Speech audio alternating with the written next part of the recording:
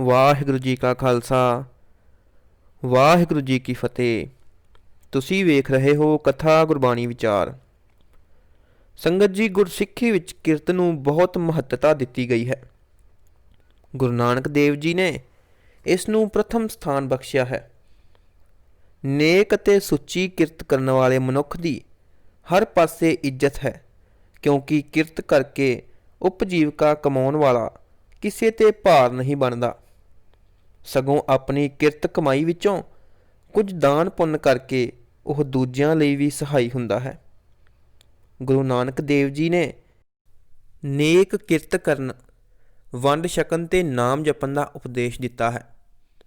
ਨੇਕ ਕਿਰਤ ਕਰਨ ਨਾਲ ਮਨੁੱਖ ਆਪਣੇ ਪਰਿਵਾਰ ਵਿੱਚ ਇੱਜ਼ਤ ਪਾਉਂਦਾ ਹੈ। ਵੰਡ ਛਕਣ ਨਾਲ ਉਹ ਆਪਣੇ ਸਮਾਜ ਵਿੱਚ ਚੰਗਾ ਸਮਝਿਆ ਜਾਂਦਾ ਹੈ ਅਤੇ ਨਾਮ ਜਪਣ ਨਾਲ ਉਹ ਆਪਣੇ ਪਰਮਾਤਮਾ ਦੀ ਹਜ਼ੂਰੀ ਵਿੱਚ ਆਦਰ ਮਾਣ ਨਾਲ ਪ੍ਰਵਾਨਿਆ ਜਾਂਦਾ ਹੈ। ਇਸ ਬਾਰੇ ਗੁਰਬਾਣੀ ਵਿੱਚ ਵੀ ਉਪਦੇਸ਼ ਹੈ। ਘਾਲ ਖਾਏ ਖਿਚ ਹੱਥੈ ਦੇਈ, ਨਾਨਕ ਰਾਹ ਪਛਾਣਾ ਸੇਈ। ਗੁਰੂ ਨਾਨਕ ਦੇਵ ਜੀ ਨੇ ਜੋ ਉਪਦੇਸ਼ਿਆ ਹੈ ਉਸ ਨੂੰ ਪਹਿਲਾਂ ਖੁਦ ਆਪਣੇ ਜੀਵਨ ਵਿੱਚ ਕਮਾਇਆ ਹੈ। ਉਹਨਾਂ ਨੇ ਹਰ ਪ੍ਰਕਾਰ ਦੀ ਕਿਰਤ ਕੀਤੀ ਹੈ। ਪਹਿਲਾਂ ਘਰੇਲੂ ਕੰਮਕਾਜ ਕੀਤੇ, ਮੱਝਾਂ ਚਾਰੀਆਂ, ਫਿਰ ਵਪਾਰ ਕੀਤਾ ਅਤੇ ਇਸ ਤੋਂ ਮਗਰੋਂ ਨੌਕਰੀ ਕੀਤੀ। ਜ਼ਿੰਦਗੀ ਦੇ ਅੰਤਲੇ ਪੜਾਅ ਵਿੱਚ ਹੱਥੀਂ ਖੇਤੀਬਾੜੀ ਕਰਕੇ ਇਸ ਗੱਲ ਨੂੰ ਹਰ ਕਿਸੇ ਨੂੰ ਸੁਦ੍ਰਿੜ ਕਰਵਾਇਆ ਕਿ ਹੱਥੀਂ ਕੀਤਾ ਹਰ ਕੰਮ ਸੁੱਚਾ ਹੈ। ਇਸ ਨਾਲ ਕਿਸੇ ਊਚ ਨੀਚ ਨੂੰ ਜੋੜਨਾ ਅਰਥਹੀਣ ਹੈ। ਇਵੇਂ ਕਰਨ ਸਦਕਾ ਗੁਰੂ ਨਾਨਕ ਦੇਵ ਜੀ ਨੇ ਕਿਰਤ ਕਰਨ ਦੀ ਮਹੱਤਤਾ ਵਧਾ ਦਿੱਤੀ ਹੈ। ਗੁਰੂ ਅੰਗਦ ਦੇਵ ਜੀ ਮੁੰਝ ਵੱਟ ਕੇ ਆਪਣਾ ਨਿਰਵਾਹ ਕਰਦੇ ਰਹੇ ਅਤੇ ਇਸ ਤਰ੍ਹਾਂ ਉਹਨਾਂ ਨੇ ਹੱਥੀਂ ਕੀਤੀ ਕਿਰਤ ਨੂੰ ਸੁੱਚਾ ਕਰਮ ਬਣਾ ਕੇ ਕੰਮਕਾਜ ਦੇ ਆਧਾਰ 'ਤੇ ਜਾਤ ਪਾਤ ਦੀਆਂ ਵਖਰੇਵੇਂ ਭਰੀਆਂ ਵੰਡੀਆਂ 'ਤੇ ਕਰਾਰਾ ਵਾਰ ਕਰਕੇ ਇਨਕਲਾਬੀ ਕਰਮ ਕੀਤਾ ਹੈ। ਗੁਰਬਾਣੀ ਵਿੱਚ ਵੀ ਥਾਂ ਪੁਰ ਥਾਂ ਸੁੱਚੀ ਕਿਰਤ ਕਰਨ ਦੇ ਉਪਦੇਸ਼ ਮਿਲਦੇ ਹਨ ਅਤੇ ਇਹ ਹਦਾਇਤ ਵੀ ਮਿਲਦੀ ਹੈ ਕਿ ਕਿਰਤ ਕਮਾਈ ਚੰਗੀ ਗੁਜ਼ਰਾਨ ਲਈ ਕਰਨੀ ਹੈ, ਪਰ ਇਸ ਦੇ ਨਾਲ ਨਾਲ ਵਾਹਿਗੁਰੂ ਨੂੰ ਵੀ ਸਦਾ ਚੇਤੇ ਰੱਖਣਾ ਹੈ, ਕਿਉਂਕਿ ਉਸ ਨਾਲ ਪਿਆਰ ਕਰਨਾ, ਪਰਮਾਤਮਾ ਦਾ ਨਾਮ ਜਪਣਾ ਹੀ ਜ਼ਿੰਦਗੀ ਦਾ ਮੁੱਲ ਪ੍ਰਯੋਜਨ ਹੈ, ਮੂਲ ਮੁੱਦਾ ਹੈ। ਨਾਮਾ ਕਹੇ ਤਿਲੋਚਣਾ, ਮੁਖ ਤੇ ਰਾਮ ਸਮਾਲ, ਹਾਥ ਪਾਓ ਕਰ ਕਾਮ ਸਭ ਚੀਤ ਨਿਰੰਜਨ ਨਾਲ। ਜੋ ਵਿਅਕਤੀ ਸੁਕਿਰਤ ਵੀ ਕਰਦਾ ਹੈ ਅਤੇ ਪਰਮਾਤਮਾ ਦਾ ਨਾਮ ਵੀ ਜਪਦਾ ਹੈ, ਉਸ ਨੇ ਆਪਣਾ ਇਹ ਜਨਮ ਸਫਲਾ ਅਤੇ ਅਗਲਾ ਸੁਹੇਲਾ ਬਣਾ ਲਿਆ ਹੈ। ਇਹਾਂ ਖੱਟ ਚੱਲ ਹੈ, ਹਰ ਲਾਹਾ ਆਗੇ ਬਸਣ ਸੁਹੇਲਾ। ਜਿਸ ਦੀ ਧਰਮ ਤੇ ਸਿਧਾਂਤਾਂ ਅਨੁਸਾਰ ਕਮਾਈ ਕੀਤੀ ਹੋਈ ਹੈ, ਉਸ ਦਾ ਨਾਂ ਉੱਚਾ ਹੁੰਦਾ ਹੈ ਅਤੇ ਅਧਰਮੀ ਆਪਣੇ ਗਲਤ ਵਿਹਾਰ ਕਾਰਨ ਪਰੇਸ਼ਾਨ ਤੇ ਪੇਸ਼ਮਾਨ ਹੁੰਦਾ ਹੈ। ਉਸ ਦੀ ਨਾ ਇੱਥੇ ਢੋਈ ਹੁੰਦੀ ਹੈ, ਨਾ ਉੱਥੇ ਗਤੀ ਹੁੰਦੀ ਹੈ। ਜੋ ਧਰਮ ਕਮਾਵੈ ਤਿਸ ਧਰਮ ਨੋ ਹੋਵੈ, ਪਾਪ ਕਮਾਣੈ ਪਾਪੀ ਜਾਣੀਐ।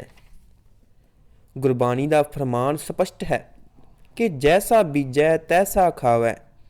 ਇਸ ਲਈ ਜੇ ਕੋਈ ਕਿੱਕਰ ਬੀਜ ਕੇ ਦਾਖ ਬਜੂਰੀਆਂ ਦੀ ਆਸ ਰੱਖੇ ਤਾਂ ਇਹ ਉਸ ਦੀ ਨਾਦਾਨੀ ਹੋਵੇਗੀ, ਫਜ਼ੂਲ ਦੀ ਤਾਂਘ ਜਾਂ ਲਾਲਸਾ ਹੋਵੇਗੀ। ਬੀਜੈ ਬਿਖ ਮੰਗੈ ਅੰਮ੍ਰਿਤ ਵੇਖੈ ਇਹ ਨਿਆਓ। ਕਿਰਤ ਕਮਾਈ ਦੀ ਬਦੌਲਤ ਗੁਰਬਾਣੀ ਸਾਨੂੰ ਦਾਤਾ ਬਣਾਉਂਦੀ ਹੈ, ਮੰਗਤਾ ਨਹੀਂ। ਗੁਰਬਾਣੀ ਉਹਨਾਂ ਨਾਮ ਜਪਣ ਦੇ ਤਪ ਸਾਧਨ ਵਾਲੇ ਮਨੁੱਖਾਂ ਨੂੰ ਵੀ ਪ੍ਰਵਾਨ ਨਹੀਂ ਕਰਦੀ ਜੋ ਘਰ-ਬਾਰ ਤਿਆਗ ਕੇ ਆਪਣੀ ਦੁਨੀਆ ਨਾਲ ਆਪਣਾ ਨਾਤਾ ਤੋੜ ਕੇ ਜੰਗਲਾਂ, ਪਹਾੜਾਂ, ਜੂਹਾਂ ਵਿੱਚ ਭਗਤੀ ਕਰਨ ਤੁਰ ਜਾਂਦੇ ਹਨ, ਪਰ ਪੇਟ ਪੂਰਤੀ ਲਈ ਫਿਰ ਦੁਨੀਆਦਾਰਾਂ ਦੇ ਘਰਾਂ ਅੱਗੇ ਆ ਕੇ ਅਲਖ ਜਗਾਉਂਦੇ ਹਨ। ਇਸ ਲਿਹਾਜ਼ ਨਾਲ ਉਹ ਸਮਾਜ 'ਤੇ ਭਾਰ ਹਨ। ਗੁਰੂ ਪੀਰ ਸਦਾਏ ਮੰਗਣ ਜਾਏ, ਤਾਕੈ ਮੂਲ ਨਾ ਲੱਗੀਐ ਪਾਏ। ਕਿਰਤ ਕਮਾਈ ਤੇ ਕੰਮ ਉਹ ਹੀ ਕਰਨੇ ਚਾਹੀਦੇ ਹਨ ਜਿਹੜੇ ਸਦਾਚਾਰਕ ਤੌਰ 'ਤੇ ਸਮਾਜ ਵਿੱਚ ਪ੍ਰਵਾਨ ਹੋਣ ਅਤੇ ਆਤਮਿਕ ਤੌਰ 'ਤੇ ਸ਼ਲਾਘਾਯੋਗ ਹੋਣ। ਉਹ ਕਿਰਤ ਜਾਂ ਕੰਮਕਾਜ ਜੋ ਨਿੱਤ ਸਵਾਰਥ ਲਈ ਅਸੂਲਾਂ ਨੂੰ ਛਿੱਕੇ ਟੰਗ ਕੇ ਕੀਤੇ ਜਾਣ, ਸ਼ਰਮਿੰਦਗੀ ਦਾ ਕਾਰਨ ਬਣ ਸਕਦੇ ਹਨ। ਇਸ ਲਈ ਉਹਨਾਂ ਤੋਂ ਪਰਹੇਜ਼ ਕਰਨਾ ਚਾਹੀਦਾ ਹੈ।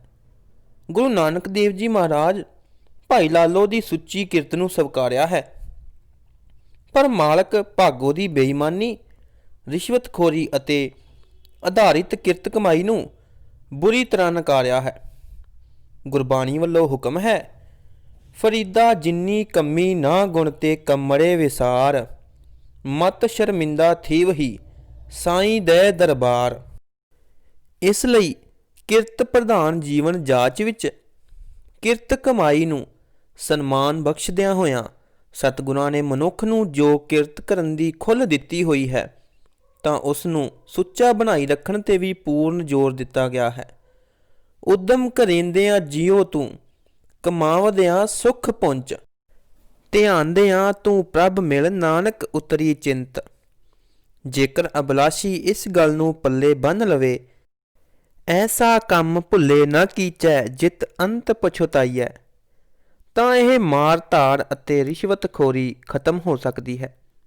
ਸੁੱਚੀ ਕਿਰਤ ਦੇ ਪਰਦੇ ਥੱਲੇ ਕਰੋੜਾਂ ਰੁਪਇਆਂ ਦੀਆਂ ਘਪਲੇਬਾਜ਼ੀਆਂ ਨੂੰ ਠੱਲ ਪੈ ਸਕਦੀ ਹੈ ਅਤੇ ਜੀਵਨ ਵਿੱਚ ਸਰਲਤਾ, ਸੁਖਾਵਾਂਪਣ ਅਤੇ ਸੰਤੋਖ ਤੇ ਸੰਤੁਸ਼ਟਤਾ ਦਾ ਬੋਲਬਾਲਾ ਹੋ ਸਕਦਾ ਹੈ।